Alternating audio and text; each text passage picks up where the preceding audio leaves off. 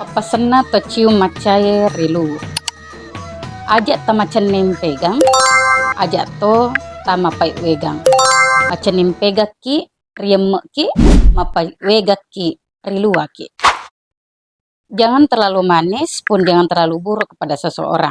Ketika kita terlalu manis atau terlalu baik, maka kita akan ditelan atau dikuasai.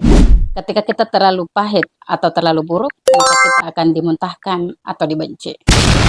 Berbuat dan bergaullah sewajar-wajarnya, karena dalam agama pun melarang seseorang untuk berlebih-lebihan. Papaseng ini berkesesuaian dengan firman Allah, wahai anak cucu Adam, pakailah pakaianmu yang indah di setiap memasuki masjid, makan dan minumlah, dan janganlah berlebih-lebihan. Karena sesungguhnya Allah tidak menyukai orang-orang yang berlebih-lebihan. Surah Al-A'raf ayat 31.